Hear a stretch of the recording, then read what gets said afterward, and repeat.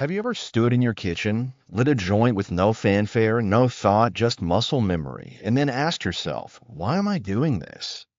Maybe you didn't ask it out loud. Maybe it whispered in the back of your mind, underneath the smoke and stillness, just loud enough to make you pause for a second before the usual routine took over. For some men, especially those of us who've seen life long enough to count losses instead of birthdays, that pause is the beginning of something dangerous or liberating. We don't ask ourselves questions like that enough. We tell ourselves we're just unwinding, relaxing, loosening the tension in our shoulders after a long day. We tell ourselves weed is safer than a bottle, more natural than pills, a friend, not a vice. But if we're honest, brutally honest, many of us light up not out of peace, but out of a quiet ache we don't have the language for anymore. I'm not here to preach. Lord knows we've had enough of that in our lives. What I want to talk about is the difference between a ritual and a reflex, because for a lot of us, smoking weed has become the latter. It's not sacred, it's automatic.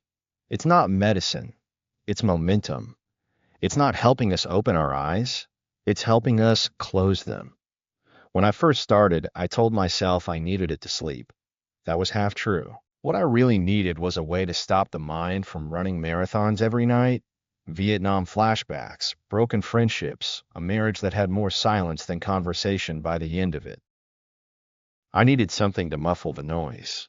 We did that. But here's the thing, when something muffles the noise, it muffles the signal too. You don't get to choose. You don't get to silence the pain without also quieting the wisdom it was trying to give you. I didn't know that at first. None of us do. We just know it feels better than staring at the ceiling fan, hearing our regrets circle like ghosts. But one day, you light up and realize it's not just the pain you're hiding from, it's your own voice. This is the part no one likes to talk about. Not the companies selling you pre-rolls with sleek logos, not the YouTube gurus preaching about cannabis being a spiritual gateway, and not the friends who encourage you to just chill, man. They don't want to talk about how easy it is to replace self-reflection with smoke. How easy it is to think you're diving deep when you're actually drifting sideways. See, when you're 22, you might think you're discovering something profound every time you get high. When you're 62, if you're still repeating the same thoughts you had at 22 every time you light up, brother, that's not wisdom. That's a loop. That's the mind trying to convince itself that stagnation is serenity. And we've lived too long, lost too much, to mistake comfort for growth. Now, maybe you're saying, hold on now, I smoke because it helps me. It calms my nerves, helps with the old war injuries, makes music sound sweeter, food taste better. And I won't argue with that. I believe you. But here's my question, is that all you're using it for? Or are you using it to avoid something else, something harder, something older, something you've never put words to? Because if you're reaching for the joint instead of reaching inward day after day, then you're not healing. You're pausing the hurt. And hurt doesn't disappear just because you stop looking at it. Hurt piles up in the corners of your soul like junk in the attic you don't visit anymore. There's a difference between using something and needing something. There's a difference between relief and reliance. The moment you stop deciding to smoke and start defaulting to it, that's when the weed stops being a tool and becomes a crutch. And the danger with crutches is that over time, they weaken the very muscles you needed to strengthen in the first place, like resilience, like reflection, like being able to sit in silence and not feel afraid of what bubbles up. When I think about those ancient traditions the video talked about, the Rastafarians, the mystics, the Sufis, I realize they never smoked casually. They didn't light up with a sitcom in the background or a fast food bag in their lap. They approached the plant like they were entering a temple. They fasted. They prayed. They chanted. They cleared their bodies and their minds before even touching the flame. Because they knew this plant didn't just relax you, it revealed you. And if you weren't ready to meet yourself, well, then it wasn't time to light up. Simple as that. So I'm asking you, not as a preacher, not as a therapist, but as a fellow man who's walked this crooked road, when you reach for weed, what are you really looking for? Be honest. You owe yourself that much. Are you looking for quiet? For distance from a noisy world that never slows down? Are you looking for clarity, or are you just hoping the fog is more comfortable than the fight? Are you trying to escape something you haven't faced yet? Loss, grief, failure, guilt? Or are you simply bored and trying to feel something more alive than your routine? You see, we don't always smoke because we're hurting. Sometimes we smoke because we've gone numb, because life stopped surprising us and we're trying to recreate wonder through altered perception. But that's the counterfeit version of awe. True awe, the kind that makes your chest expand and your soul light up, doesn't need chemicals. It needs presence. It needs you awake, not just stimulated. Now, don't get me wrong. I'm not saying cannabis is the devil or that anyone who uses it is lost. I'm saying if you're going to use it, you better be clear about why. Because the plant doesn't give a damn about your intention. It amplifies your state. If you're grounded, it might help you see deeper. If you're spinning, it will spin you faster. If you're lost, it won't find you. It'll hand you a flashlight with no map. And that flashlight can feel like a blessing until you realize you've been walking in circles. I've met men, good men, who defended their habit like it was sacred. But when I looked in their eyes, I didn't see peace. I saw sedation. I saw the glint of someone who used to have fire in his belly but traded it for a puff of simulated stillness. And I get it. Life is loud, painful, unfair. But if we've made it to this stage of life, gray hairs, stiff joints, heartaches and all, then we owe it to ourselves to not go numb now. We're not kids anymore. We don't get the luxury of pretending we've got time to waste. So maybe the real question isn't, why do you smoke? Maybe the better question is, what would happen if you didn't? Would you feel more? Would you remember things you'd rather forget? Would the silence get so loud it forces you to listen?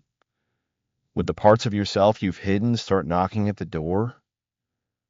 That might sound terrifying, but it might also be the beginning of real healing. Because healing isn't about feeling good. It's about feeling everything and letting it teach you. We can be part of that journey, but it cannot replace the journey. It can help highlight the edges of your wounds, but it cannot stitch them. That's your job. That's the work only you can do, and no amount of smoke will do it for you. So the next time you light up, pause. Don't just inhale, reflect. Ask yourself, what am I running from? What am I hoping to find on the other side of this high? And if the answer scares you, good. That means you're finally getting close to something real. Because in the end, cannabis isn't a savior. It's a mirror, and mirrors don't lie. They just wait for you to stop looking away. We are men who've lived through too much to lie to ourselves now. If peace is what you seek, seek it boldly, not lazily. If truth is what you crave, chase it with a sober heart. And if stillness is what you need, earn it not by lighting up, but by sitting down, listening, and remembering who you were before the smoke, before the habit, before the need. You might just find that what you were chasing was always you. You ever been in a room full of people and still felt like you were the only one there? Not because nobody was talking, but because none of it reached you. Everyone's laughing, talking about nonsense, scrolling their phones, and you're sitting there thinking, what the hell am I doing here? And that's the kind of loneliness most people don't talk about, especially not men our age. We've learned to hide it well. We nod, smile, make a joke, sip something, or light something. And if that something happens to be weed, well, it slides in like a friend, like a blanket you wrap around your soul to keep the cold out. But here's the truth, it's not warmth, it's insulation. And if you're not careful, that insulation becomes isolation. There's a difference between solitude and hiding. One strengthens you, the other wears you down while pretending it's helping. Most of us don't even realize we're doing it. We just know that without that smoke, something feels too loud, too sharp, too raw. So we light up, not to explore, but to escape. Now, I'm not here to point fingers. I've done it too. After I retired, the silence in the house was deafening. No kids running around. No wife humming in the kitchen. No calls from the job. Just a creaky floorboard, a ticking clock, and too damn much space. So I'd roll one, sit out back, let the smoke soften the edges. And at first it felt right, like a reward, like I'd earned this piece. But over time, I started needing it earlier in the day. I stopped reading books, stopped going for walks, stopped calling friends. I told myself I was just enjoying my time, but really I was avoiding the unease that came when I wasn't high. I didn't want to face the fact that I didn't know what to do with myself anymore. And that's the quiet trap where it doesn't feel like a problem when it's solving the discomfort. It just feels like relief. But relief is not healing. It's just a pause button you keep hitting until you forget the movie's still running in the background. See, there's a kind of man who'll admit he's in pain. And then there's a kind of man who will use anything and everything to never say those words out loud. Weed becomes the perfect excuse. It helps me think. It helps me sleep. It helps me cope. But what are we really coping with? That's the question we avoid because we're scared of the answer. Maybe it's regret. Maybe it's the way your body's changing. Maybe it's that look in the mirror that reminds you time doesn't wait. Maybe it's the people you lost, the chances you didn't take, the words you wish you could unsay. The truth is, most of us aren't afraid of dying. We're afraid of facing everything we buried while we were still alive. And weed, bless its natural beauty, its healing potential, becomes a way to stay buried. You don't have to confront what's under the surface if you're floating above it. But nothing buried stays quiet forever. It leaks out in the way you snap at someone over nothing, in the way you can't fall asleep unless you're numb, in the way you feel anxious even while relaxed. That's your soul knocking. And we keep pretending we can silence it with smoke. But you can't unsee the parts of yourself that are unfinished. You can only keep circling them or start facing them. Let's talk real for a second. You remember what it felt like to be clear-headed? To wake up with energy, to listen to music without it needing to be enhanced, to talk to someone without wondering if you're making sense? That clarity, when you could feel the weight of a moment fully, whether it was joy or pain, that's not something to give up easily. But too many of us do. Not because we're weak, not because we're addicts, but because somewhere along the line we started believing that the raw version of ourselves wasn't enough, that it needed softening, buffering, editing. We forgot that the parts that hurt were also the parts that taught. That discomfort was a messenger, not a mistake. Weed, when used consciously, can help you sit with that discomfort. But when it becomes your only way to face the day, it's not medicine anymore, it's a mask. And here's where it gets dangerous. The mask fits so well, we forget we're wearing it. We start thinking the mask is our face. I'm a chill guy. I'm just laid back, that's it.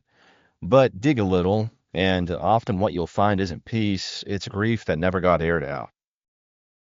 Rage that never got spoken. Loneliness that never had a name.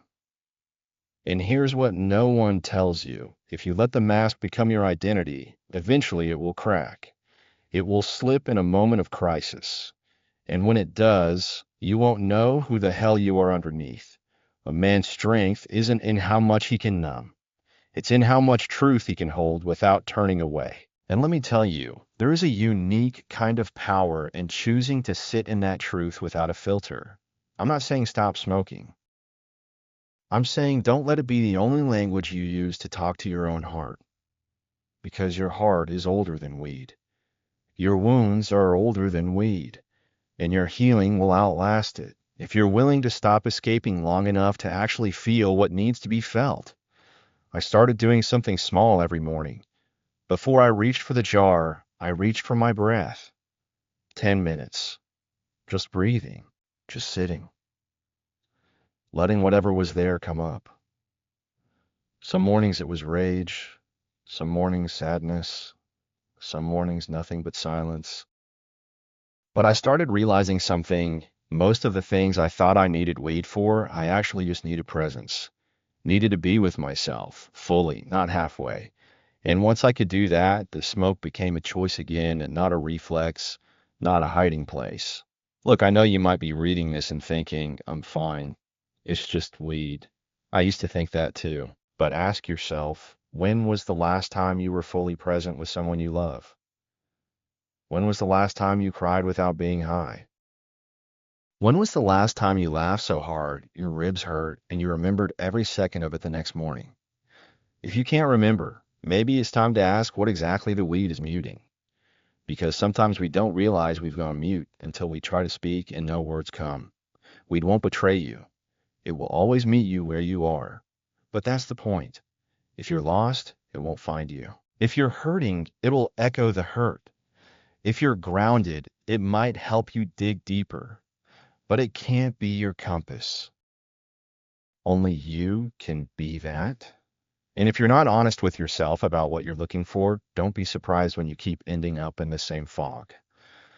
So, what are you chasing when you light up? Peace? Clarity? Or are you just running from silence? Because silence has a way of revealing what smoke tries to hide. And no matter how many hits you take, that silence will wait for you. It's patient, it's persistent. And maybe, just maybe, it's exactly where your healing starts. We're not boys anymore. We don't have time to waste pretending comfort is the same as growth. We've got fewer years ahead than behind, and every one of them should be lived awake. Not dulled, not distracted, awake. So next time you reach for the joint, ask yourself, is this helping me show up more fully or disappear more quietly? That one question might just change your life. It did mine. I used to think peace meant silence.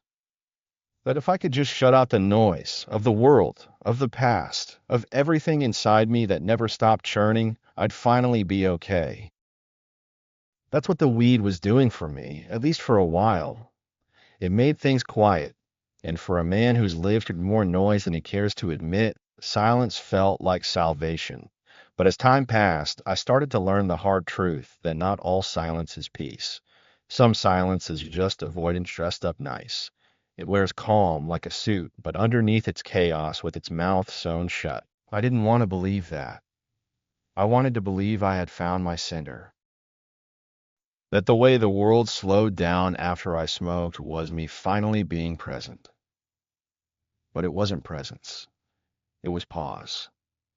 I wasn't grounded. I was floating just far enough above my problems that I could pretend they weren't there. But the thing about floating is, eventually you have to come back down.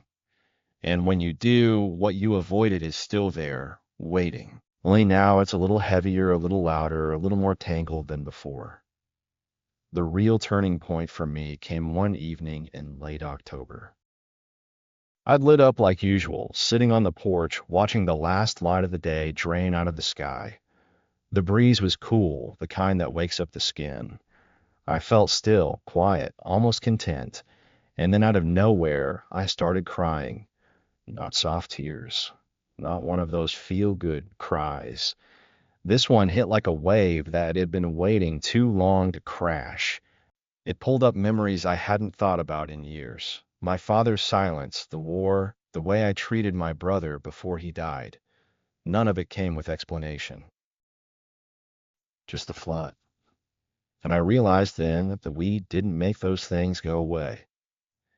It just turned down the volume. But they were still playing, looping under the surface. I had mistaken numbness for healing. And that mistake almost cost me the one thing I had left, myself. I started asking deeper questions after that night. What is peace, really? Is it just the absence of pain, or is it the presence of truth? Is it a soft cushion that protects you from discomfort, or is it the strength to sit in that discomfort without needing to run? Most men my age don't like those kinds of questions. Hell, I didn't either for a long time. We come from a generation that taught us to fix things, not feel them. If it's broken, patch it. If it hurts, ignore it. If it can't be ignored, drown it in work, booze, or something stronger. We became the socially acceptable escape. It didn't smell like weakness. It didn't make a scene. It just slipped in and helped you smile through things that should have broken your heart wide open. But here's the problem. Some things need to break you open. Because if they don't, you never get to rebuild with clarity. You just keep reinforcing the same tired walls. And now, I'm not here to say weed is evil. I know damn well it's helped people. Helped me too, until it didn't.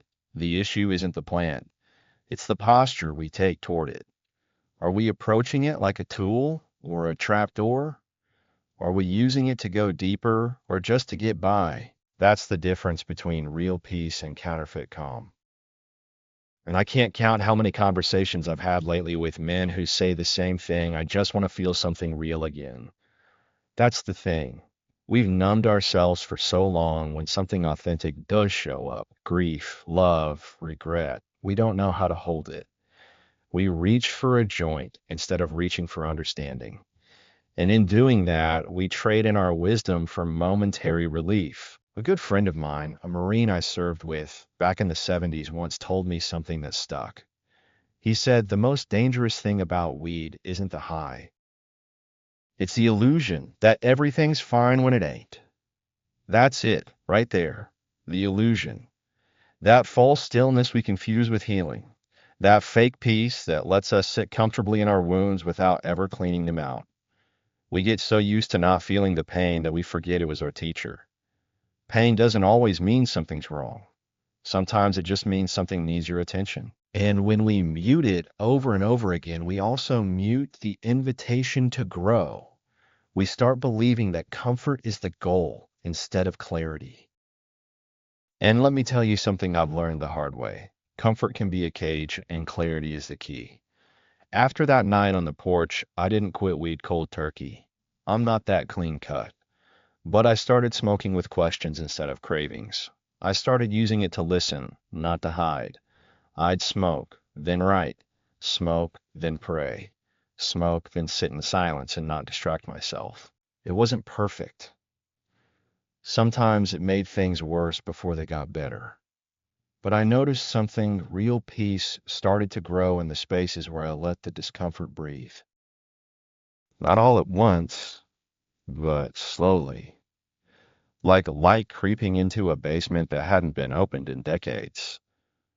I started noticing the subtle difference between being still and being stuck, between being quiet and being avoidant, between resting and resigning. You ever seen a man give up quietly? It's not a loud thing. He doesn't shout. He just stops showing up fully, stops asking hard questions, stops being curious.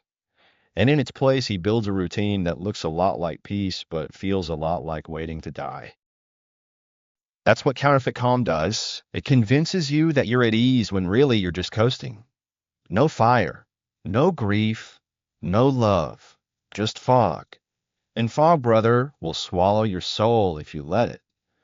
But peace, real peace, isn't passive. It's alive. It challenges you. It makes you aware.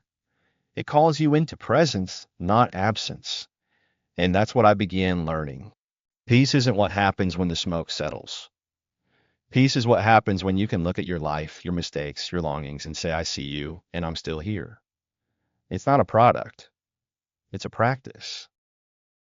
And it sure as hell doesn't come from floating above your pain. It comes from walking through it with open eyes and an open heart.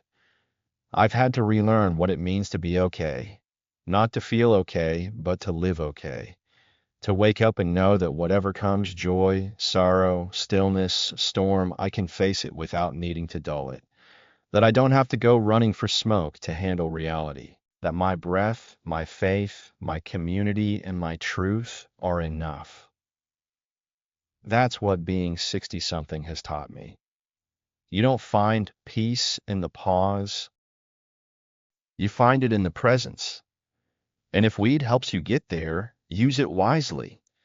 But if it's keeping you from ever showing up fully, brother, it's time to put it down and face the mirror. Because peace isn't what we feel when we float. It's what we live when we plant our feet. It's not the high that heals. It's the clarity after the high that changes everything. And I promise you that clarity is worth every uncomfortable truth you'll have to face to get there. There comes a moment in every man's life, especially one who's lived long enough to have a drawer full of prescription bottles and a head full of memories he'd rather not sort through, when you stop asking yourself how to feel better and start asking what the hell is real. I don't mean real like a paycheck or a doctor's appointment. I mean soul deep real. The kind of real that doesn't change with your mood or disappear when the smoke clears. And if you've used weed for any stretch of time like I have, then you know it doesn't hand you reality. It shows you your reflection. And what you see depends on what you've been hiding from. I didn't understand that in my younger years. Back then, getting high felt like accessing some secret room in the mind where everything made sense. Music sounded deeper, conversations had layers, and even just watching trees sway in the wind felt like touching the face of God. But what I didn't realize was that those highs weren't opening new doors. They were pulling back curtains. Curtains I had drawn tight for years. Behind those curtains weren't always revelations. Sometimes there were shadows, old pains, regrets, ugly truths I didn't want to admit.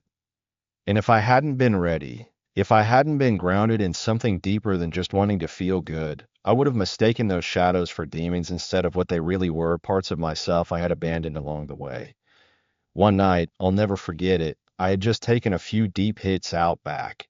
Clear sky, cold air. Everything felt still. And then suddenly, without warning, I felt like I was being watched. Not by someone outside, but by something inside. Like a part of me I hadn't heard from in decades was sitting across from me, just staring. It wasn't hostile.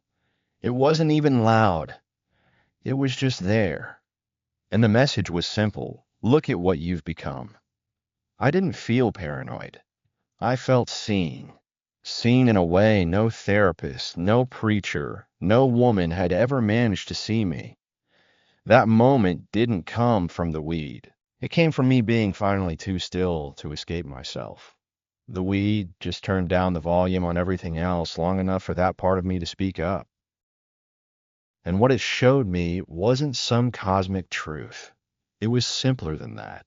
It was the realization that I had spent years, decades, distracting myself from the one person I'd never been able to get away from, me.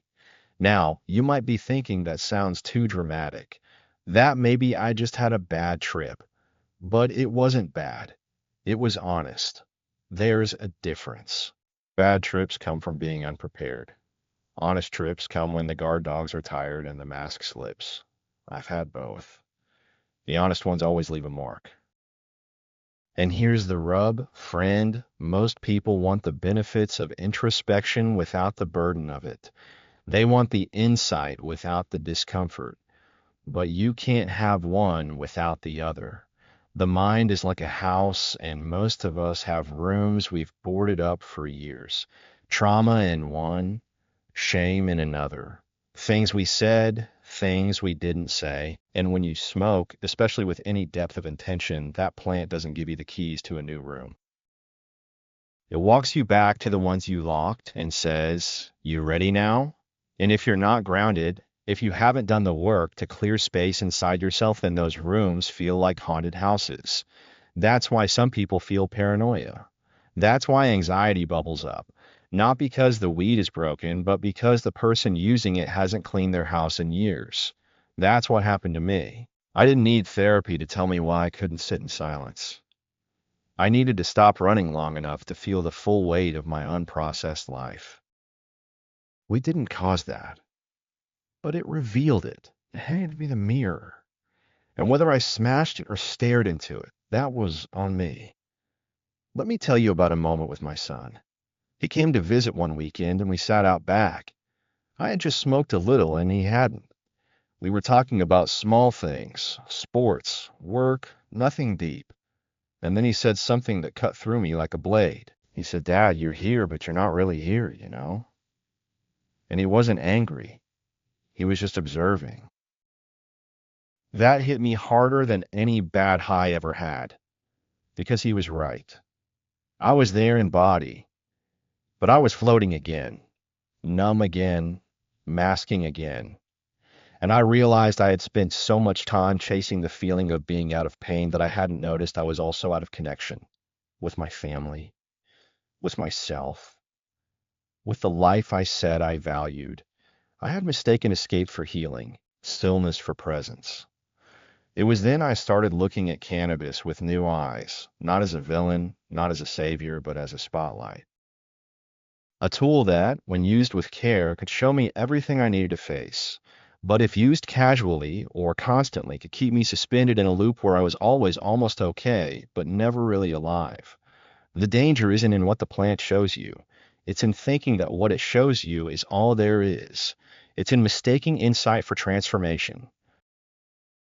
You can sit under the stars and feel the entire universe pulse in your chest, but if you get up the next morning and still treat your wife like she's a stranger, or ignore your health, or numb yourself again before lunch, then you didn't grow, you just got high. And look, I'm not preaching. I've done all of that. I've had moments of clarity that felt like revelations and then gone right back to my old habits like they were a warm bed. Because the truth is, change doesn't come in the moment you see. It comes in the moment you act on what you saw. And that's the hardest part. I had to ask myself some uncomfortable questions. What patterns am I repeating? What am I avoiding? What would my life look like if I stopped reaching for the same coping mechanisms and started building new ones? Meditation, walking, conversations that matter, writing down thoughts instead of trying to erase them with smoke. These weren't easy changes. They still aren't. But I'll tell you this, the first time I sat with grief without getting high and just let it wash over me, it hurt like hell. But it was real. And in that reality, I found something the weed had never given me, the beginning of peace I didn't have to inhale to feel. See, there's a line in the video that stuck with me. Cannabis is a mirror. Sometimes what it shows you isn't pretty, but maybe it's exactly what you needed to see. I believe that. But the mirror doesn't work if you only glance at it. You've got to stand there, look, and then do something about what's staring back. Otherwise, it becomes a trap. A beautiful, gentle, perfectly legal trap. And that's no way for a man to live, not when he's earned his years, not when he's buried friends, not when he's been given more time than he thought he'd have. We don't get to waste these years numbing what's left. We've got to wake up, for real, this time. So if you're smoking and it's helping you face yourself, helping you return to your truth, then bless it, use it well. But if it's become a way to never feel fully, to never cry, never shake, never rage, never heal, then I'm telling you right now, as a man who's lived through both sides, you deserve more. And you're capable of more. Because the truth doesn't come wrapped in smoke. It comes in your willingness to feel raw, real, and ready for the kind of change that doesn't wear off after an hour. You don't need more insight. You need more integration, more action, more moments that say, today I chose presence over peace, truth over comfort, and life, messy, aching, beautiful life over the illusion of calm. And that, my brother, is where the real high begins. There's a strange moment that sneaks up on you when you've been on the path long enough, when you've faced some of the harder truths, peeled back the layers, even sat in the fire of your own undoing, and the moment is this, the realization that now you have to live what you've seen. Not talk about it, not write it in a journal, not ponder it while the smoke dances on the ceiling. Live it. And that, my friend, is where most men get stuck, because the insight feels complete. It feels like a destination. You go deep, you cry, you shake, you feel reborn, and you think the work is done. But the work doesn't end in the moment of clarity. It begins there. That's the part no one tells you, especially not the weed culture, especially not the smiling faces selling you the next elevated experience. They don't talk about the return, about waking up the next day and figuring out how to carry what you saw into the way you speak to your wife, how you sit with your grandchild, how you breathe through frustration instead of drowning it in smoke. I didn't get that for a long time. I mistook my best highs for growth. I thought if I touched something sacred, I was somehow sacred too. But all I'd done was see the truth. I hadn't earned it yet.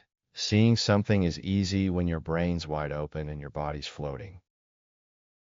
The harder part is being that man in the grocery store in traffic on a bad day when your knees flaring up and still choosing to show up with grace. That's where the real test begins. And I'll be the first to admit, I failed it more than once. I'd get those revelations, those moments of so-called awakening, and then within a week I was back in my same routines, same shortcuts, same short temper, same low-level numbness I called calm, until I started to realize the plant wasn't going to do the work for me. It would open the door, sure, but it was up to me to walk through and keep walking. There's a certain kind of man who gets addicted not to the substance, but to the feeling of being deep, of sounding wise, of quoting philosophers and dropping truth bombs that never actually hit the ground. I became that man for a while. I didn't even notice it. I thought I was helping people by talking about clarity, by saying things like presence over escape, or discipline is the new high. Meanwhile, I was still leaning on the joint every time something felt off, still skipping the hard conversation, still choosing sedation over surrender. And one day, it just clicked. I was living in the shadow of my own insight. A man pretending he'd transformed because he'd felt something powerful, not because he'd done anything different. That stung, but it also cracked me open again. And this time, I didn't light up to make it softer. I sat in it, dry, sober, clear. I sat in it until I heard what I'd been avoiding for years. You've seen enough. Now it's time to walk. And walking, brother, is slow work. There's no rush in real integration. It's not a montage scene in a movie. It's not romantic. It's gritty. It's uncomfortable. It's you trying to breathe through a moment when your old self wants to snap, but your new self just says, wait, we can handle this differently. It's you biting your tongue when you'd usually explode. It's you reaching out when you'd usually isolate. It's you choosing to sit with your pain, clean, and not reach for the crutch that always numbed it just enough to postpone the lesson. And when you do that consistently painfully, with every fiber of your old wiring screaming to fall back, you begin to shift.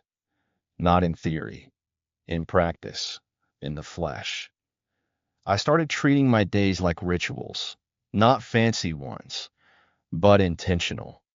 Wake up, breathe, sit in silence, ask myself what would integrity look like today. Some days it was calling someone I'd hurt. Some days it was resisting the urge to numb. Some days it was as simple as cooking a good meal, being fully there in the process, not scrolling, not escaping, just being. The funny thing is, all those mystical states I used to chase with weed, I started finding little pieces of them in these ordinary, unfiltered moments. Like peace showing up between dishes in the sink, or clarity dropping in while I laced up my shoes for a walk. Turns out the sacred doesn't live in smoke. It lives in your attention, in your presence. And presence, my friend, is the hardest thing to cultivate once you've trained yourself to reach outside for it. Now let me be clear. I still respect the plant, but I no longer rely on it. That's the difference. I used to think I couldn't feel joy or depth or spirit without it. Now I know I was just out of practice. Presence is a muscle, and like any muscle, if you don't use it, you lose it. But if you start small, day by day, you build something real, something that doesn't wear off after 2 hours, something you can bring into every room you enter, every person you touch. That's the kind of man I want to be remembered as. Not the guy who said the deepest thing while high, but the one who lived with depth when no one was watching. And look, I know this isn't a popular message. It's a lot easier to sell sensation than to ask for transformation. But we're not kids anymore. We don't have time to waste circling the same emotional block, calling it insight. We've earned our scars. And with those scars comes a responsibility to ourselves, to our families, to the younger ones watching, to show that it's possible to embody what we've learned. not just feel it, but live it. So I'll leave you with this. What's the one insight that hit you hardest during a high? You know the one. The thing that made your eyes water or your chest expand. The thing that felt like truth in your bones. Now ask yourself, have you built a life around that insight? Or is it still sitting in a journal somewhere, waiting for you to make it real? Because that's the invitation now. Not to chase another revelation, but to return to the one you already had and honor it through your actions, through your relationships, through the way you carry yourself in the silence of your own presence. You don't need more highs. You need more honesty, more follow through, more sacredness in the everyday. The plant may have opened the door, but it's your footsteps, steady and unglamorous, that will walk you home.